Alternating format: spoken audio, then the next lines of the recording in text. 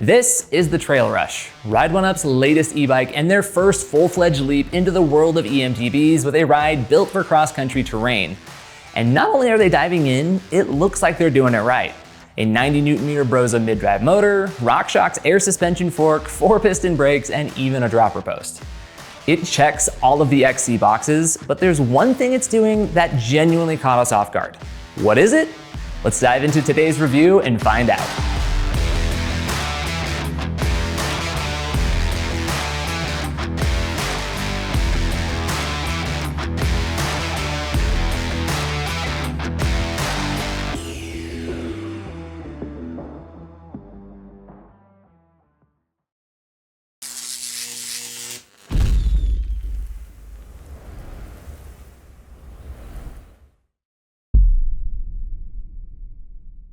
Hey there e-bike fans, I'm Griffin and this is Electric Bike Report, your trusted source for e-bike reviews, testing, insights, and in-depth analysis.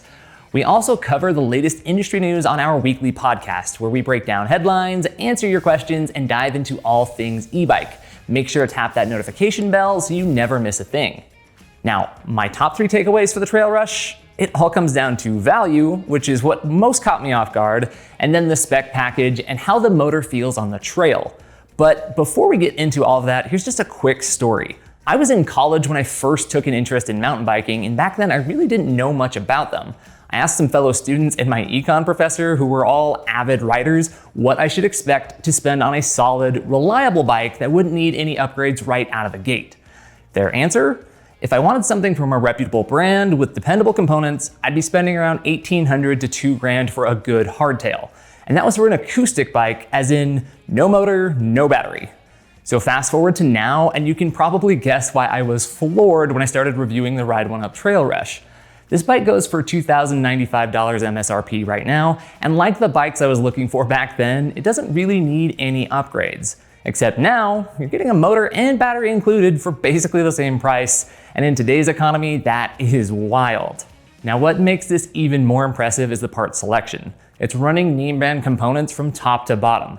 A Brose mid-drive motor, Maxxis tires, RockShox fork, Shimano drivetrain, and Tektro brakes. And sure, lots of bikes come with name brands, but what stands out here is that most of these are closer to mid-tier components, not just entry-level stuff, despite the super competitive price tag.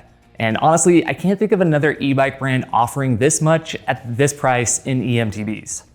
So the value and the spec sheet are standout, but what about the ride? Well, the Brose TF Sprinter motor has been around for a few years and it's still one of the quietest motors out there. It delivers power smoothly and naturally. It's not the most aggressive motor in terms of raw output, but it acts like a true force multiplier. It helps you climb and go faster while still keeping you engaged. You're still riding, not just getting dragged along for the ride, and that makes a ton of sense for an XC style bike like this, and it'll be great in the right settings, which I'll break down more in ride quality. Now, let's take a closer look at the full spec package. The TrailRush features an aluminum frame available in medium and large sizes, and it comes in 3 different color options: cobalt blue, like our test bike here, and a galaxy gray or burnt sunset. Geometry-wise, it's got a 66.5-degree head tube angle and a 74.5-degree seat tube angle, which positions it well for cross-country and some down-country terrain. The motor is a Class 3 250-watt Brose TF Sprinter with 90 Nm of torque. It's paired with a removable 36-volt 14-amp-hour or 504-watt-hour Philion battery and a 2-amp charger. Our size large test model weighed in at 58 pounds. And it rolls on Maxxis Minion 29 by 2.6 inch tires, which are tubeless ready, though the rims will need tape and valves to fully convert. Braking is handled by Tektro Orion 4-piston hydraulic brakes with 180 mm rotors front and rear. For the drivetrain, you've got a Shimano Deore setup with a 38-tooth chainring and an 11 to 36-tooth 10-speed cassette. Suspension comes from a RockShox Judy air fork offering 120 mm of travel, solid for XC applications. The saddle is a Sella Royale SRX and it's mounted to an Exaform 150 mm dropper post. Now up front, the cockpit includes a 780 mm handlebar with a 28 mm rise and 6-degree sweep, plus some Velo gel grips on either side. The right side houses the Deore shifter, and on the left you've got the dropper post lever and the Brose display. That display is 1.5-inch color unit with tactile buttons built in. It's simple but effective, giving you key data like battery level, speed, power output, and more. You also get some bosses for 2 different water bottle cages in the frame, which is always a nice touch. And finally, Ride1Up says that the 2 sizes will fit riders from 5'5" up to 6'4", and the bike carries a 350-pound weight rating. All right, now that we've covered the build, let's dig into our test data to see how the TrailRush actually performed. In our speed test, we're looking at how fast the TrailRush can go in each of its 4 pedal assist levels. Let's hit the test course and see how it performs. All right, so welcome to the speed test of the Ride1Up TrailRush. Right now pedaling around without any motor help. Gonna move up here to like a middle gear. Pretty easy to get the bike going about 9 miles per hour or so. Let's go ahead and kick on that motor though, see what eco mode can do for us. It's gonna move from 9 to, you can hear it humming just a slight bit to life, but it kind of pushes you, nudges you along a little bit. Picks up another mile per half, 1.5 miles per hour or so. And finishing out around about 11 miles per hour here. Let's move it to Deore now, see what that does and changes up. Display here showing me power. Hovering around about 100 watts or so. So kind of the same thing here as before. It's a very, like subtle, like a little nudge forward. Helps kind of, the bike just feels like lighter beneath me, if that makes sense. It's really just kind of keeping a natural feeling while increasing the speed slightly as we get to about 13.5 miles per hour. Move things over to sport mode. And this is the most noticeable change so far, but again, it's still very natural and like, I can't even hear that motor. It's not even making a peep beneath me, but climbing up to about 17 miles per hour or so. Feeling pretty good through here. I'm gonna try one last gear change. Let's pick up the pace a little bit, about 17.5 miles per hour. All right, let's finish things off in boost mode now. More of the same, still quiet motor. But again, it definitely, definitely for sure boost. This is the fastest pretty comfortably. Moving in the 10th and final gears, we're hitting about 21 miles per hour. And upwards of 22, 23. I'm doing about 23 and a half on kind of my normal effort, if I can spit that out. Let's go ahead and try pushing it just a little bit faster. You kind of pick up the cadence a little bit, keep some pressure on the pedals, bike still responds, still spits out even more power. We're getting upwards of about 26.2 miles per hour there, where I'm going to call it top. So yeah, it definitely has that capability of getting going a little bit faster. You can just move your legs a little bit quicker, but overall really impressive with just the integration and how that works in tandem with the rider. Let's talk about it more in studio. All right, here is a recap of the results. So with no motor power, I was going about 9.1 miles per hour. In Eco, that bumped to 11.1, Trail did 13.4, Sport 17.3, and finally I was able to top off at 26.2 miles per hour in Boost. And now for reference, in boost mode, my natural cadence tops out around 21 miles per hour, but if you want to hit the upper end of its class 3 speeds, you've got to put in a little bit more effort, but when you do, the motor really rewards you and helps you climb higher into the 20s. Now what makes this motor stand out is how natural it feels. Those speeds feel earned and not handed to you. Eco and Trail give you just more subtle assistance. It's like running a mile, shedding 10 pounds, and then running it again. You're still working, but it feels easier. And then Sport and Boost are where the motor's help becomes much more apparent. You're still engaged, but the effort drops significantly as the bike helps you move faster with less strain. Now what I really like is the motor's responsiveness. Some systems aggressively push you to the top of each PAS level no matter what, but the TrailRush doesn't do that. It adapts to your input, giving you flexibility to dictate the pace. Now your speed curve would likely look different from mine, and I think that's a good thing for a bike meant to explore the country. It's a motor that rewards effort and meets you where you're at. Overall, the TrailRush's power delivery is smooth, intuitive, and confidence-inspiring. You're in control, and that makes the ride more enjoyable. We put the TrailRush's range to the test with 2 separate rides, one in eco mode and one in boost mode to get a real-world sense of how far it can go under different conditions. And a quick note before the numbers. We conducted these tests on local bike paths. Our dedicated eMTB course is a bit too technical for a bike with this steep of a head tube angle, and we don't have many long XC trails nearby. So if you're doing exclusively on trails, your results could come in just slightly lower. Now, Ride1Up advertises a range of 30 to 50 miles, and our results back that up and even go beyond it. In boost mode, we got 29.5 miles before the battery ran out, and then in the eco mode test, we did 80.7 miles, which exceeds the brand's own estimate by quite a lot. Now, we have tested this Brose motor and 504 watt-hour battery combo multiple times over the years on several other Ride1Up bikes too, and the results are consistently impressive across different bikes. If nothing else, this setup is a model of reliability. The bike has one more battery-related perk too. The TrailRush uses a removable battery, which is not always the case with eMTBs, so this has a few advantages. It makes loading the bike on a hitch rack easier, removing the battery drops the weight from 58 pounds to about 51.5, and also it opens the door to carrying a spare battery for longer cross-country rides if you want to extend your range and get a spare at purchase. So overall, the TrailRush offers range that exceeds expectations for both casual and all-day rides. Next up is our hill test. We recently launched version 2.0 of this test at our new location, the Devil's Backbone. It's a half-mile climb with an average 8% grade and over 200 feet of elevation gain. It's a brutal stretch to tackle without a motor. Now, our dedicated tester, Justin, took the TrailRush up the hill in its highest assist level of boost. Let's head out with him to see how it performed. We are out on the Ride1Up TrailRush, their new hardtail eMTB with the Brose mid-drive motor. I'm in boost mode, and we're gonna see how this does. Very excited to test this out. So at about 18-19 miles an hour before this first steep section. Started in the highest gear, downshifted once. We're at 13.7 miles per hour right now. As we go to this next flat section back to 16, I'm going to stay in this gear for here, but downshift this next, downshift again here. We're at 14 miles per hour, and looks like it's going to kind of bottom out right about 13.2 miles per hour.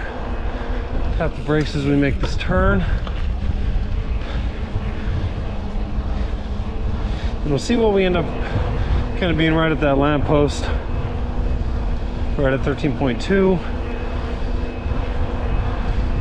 Cross right at 13.5, 13.6 miles per hour. In terms of the motor noise, very quiet, quieter than I expected. The engagement as I'm climbing, shifting, very natural feeling. I mean, it's a Brose motor, high quality company. Feels really good.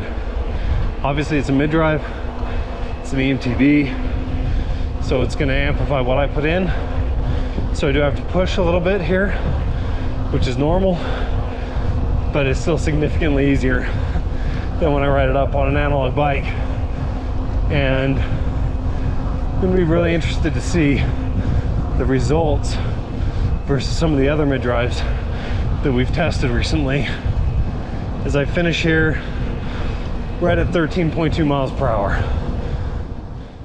The TrailRush had a solid showing on the Devil's Backbone, reaching the top in 2 minutes and 14 seconds with an average speed of 13.5 miles per hour. We've only tested a handful of mid-drive motors on this new course, but even with a small sample size, that time came in just 1 second off the current mid-drive average. The Brose TF Sprinter motor impressed us here. It delivers smooth, natural feeling power and does so surprisingly quietly. This isn't a motor that's trying to set land speed records, and it doesn't really need to either. For a cross-country bike like the TrailRush, it's the right tool for the job. XC riding isn't about aggressive climbs or sending into big descents. It's about extending your stamina on flowy single track, making long trail rides more approachable, and having enough power to clear steep sections when you need it, which the TrailRush handles well. Also, the Shimano Deore 10-speed drivetrain paired nicely with the motor. 10 gears really feel like the e-bike sweet spot, enough range to manage climbs, flats, and descents. Hey, it's a bike built for the dirt, so let's talk about how it actually feels to ride it out on the trail. So for me, the TrailRush is kind of one of those bikes where, we don't have an official scorecard or anything that we use here at Electric Bike Report, but it's the type of thing that just feels like it's getting a lot of 8s and 9s from me in the different kind of ways you perceive it and categories you break down, while the value is an absolute 10. because it's just so well balanced overall, and just you're getting a very capable bike for such little amount of money. I can still, like, don't get me wrong, I've come to expect Ride1Up to have some of the better values. I've praised that in them for years, but this one, as they kind of start their foray into the eMTB world, this is really just delivering tremendous value, and it's the type of thing that's going to, I'm expecting to run into this bike more and more on trails, just because of its overall value proposition. But let's kind of break down everything that goes into its ride quality, because again, really impressed with the great balance they have in this bike. So again, I'm on a large frame here, so I'm gonna stick to the sizing and talk about it on the large frame. It's very well balanced, feels very planted. You know, the overall wheelbase, I believe, is like 1247 mil, right around 1250 mil, and then you got like 470 chainstays. It's got a nice planted feel. So if you are, tackling a little bit of this downhill, we're not doing anything extreme, obviously. The type of thing feels nice and planted. It feels secure, which I really appreciate. And it still has pretty good time carving into some corners and things like that. It's not absolutely rowdy machine or anything like that, but of course it's more of that XC, bordering on trail, or if you believe in, the middle ground subcategories, the downcountry type of thing. That's what you're getting here on this bike, and it's really nicely executed overall. It's got that modern Geo 66.5 degree head tube angle, 74.5 degree seat tube angle, so pretty like steep overall with the head tube. But again, that's what you're looking for an XC bike. You're looking for a little bit more efficiency, because you're sticking to things that are not as steep. You're not doing crazy inclines, you're not doing crazy descents or anything like that. You're just out and about the country enjoying some nice flowier trail sections and just taking in the whole ride. It's really nicely done overall. So in terms of the fit, now the one thing that you are, sacrifice is the wrong word, but the one thing you're not getting when it comes to the TrailRush is a plethora of sizes to pick from. It just comes in the medium and large frame, and with that, while of course there are some differences between those two frame sizes in terms of the total wheelbase or the stack height, things like that, the one thing you're not getting is quite as much tailoring to some other things. Like either model gets you 150 mil travel on the seat post dropper, You're getting a 780 millimeter bar either way, and that's really not an egregious thing either. Those are both perfectly acceptable for their frame sizes, but again, you're not getting a ton of incremental change amongst the sizes. So that is something just to be aware of. But to me, while I do appreciate when brands, have, even on the entry level or more affordable side, 3 or 4 options to pick from, this is still totally workable. It's kind of like the one time I got tailored jeans. They were without a doubt the nicest jeans I ever wore, and they fit me great. But I also only did it once because it was a lot more expensive, and I discovered there are several jean brands I can get that fit me pretty well. And I gotta say, for a 6'1", 235-pound rider, 32-inch inseam, I actually love the fit on this one. It feels really good. I prefer maybe an 800 mil bar instead of the 780 that you're getting here. But at the same time, I think it's actually really pretty spot on for what I would like in a bike like this. So as for the rest of the feel, it does feel confident and safe as well. The brakes are pretty nice. I actually like Tektro Orions. They are, I know from past experience on the brake test, we no longer do those for eMTBs. It's just measuring stopping distance. It's just not really the true sense of what you need to do with a mountain bike. But we of course judge their safety, and the Orions have done really well in the past on the official testing on some other bikes. I think it actually still holds a top 5 score in the brake test on a different bike, so it's really good there. I think the one thing that I could have maybe asked for would be, it's got 180 mil rotors front and rear, and don't get me wrong, I don't want my words to get twisted. The braking has been great. I've had no actual complaints with it. However, since it is an e-bike approaching 60 pounds, and we get a very, vocal amount of riders who are a little bit on the larger side, a little larger than me, even 250 or more, who are looking to get mountain biking, would be nice to see a 200 millimeter rotor there, just a little bit better heat dissipation. Even if we're just doing the front rotor as 200 mil, would have been nice. But again, I don't actually have any true gripes in terms of their performance. They've done great. They've kept me in check, kept me safe. Did a great job there.